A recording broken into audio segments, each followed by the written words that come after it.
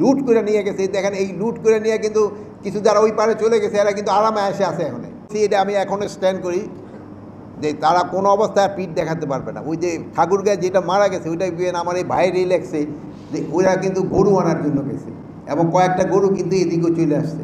এই ক্ষেত্রে আমাদেরও একটুখানি সজাগ হইতে হবে, এই গরু আনতে যেয়ে যেন জীবনটা যেন না দেয়। আমার একজন পরিচিত একটাই ছিল যে অফিসে কাজ করতো, সে ওই মানে পঞ্চগড় না কোথাও ওদিকে বাড়ি। তার কিছুদিন পরে সে বললো আমি আর চাকরি করবো না। আমি বললো কেন চাকরি করবো না, কেন যাচ্ছ?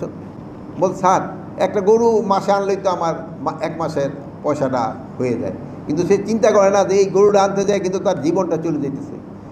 এই গরু চোর ব্যতীত এই আমি বলবো যে এগুলির গরু চোর এইগুলি।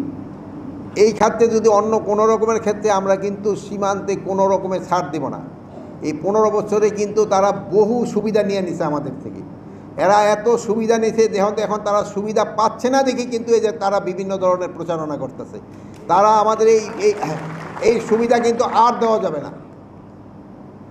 এই আমাদের কিন্তু এই যে দেখছেন এরা কিন্তু আমাদের সব কিছু লুট করে নিয়ে গেছে। দেখেন এই লুট করে নিয়ে কিন্তু কিছু যারা ওই পারে চলে গেছে এরা কিন্তু আরামে এসে আছে এখন, খুব আরামে এসে আছে। আর ওখান থেকে ওই ইনস্ট্রাকশন পাস করলে আবার আমাদের এলাকায় কিছু রয়ে গেছে তারা কিন্তু লাফাচ্ছে। কিন্তু এই লাফানো আর কিন্তু খুব বেশি দিন বরদাস্ত করা হবে না। তাদের আইনের আওতায় আনতে হবে এবং তাদেরও আমরা বলে দিচ্ছি যে তারাও যেন বেশি বাড়াবাড়ি আমাদের জন্য না করে।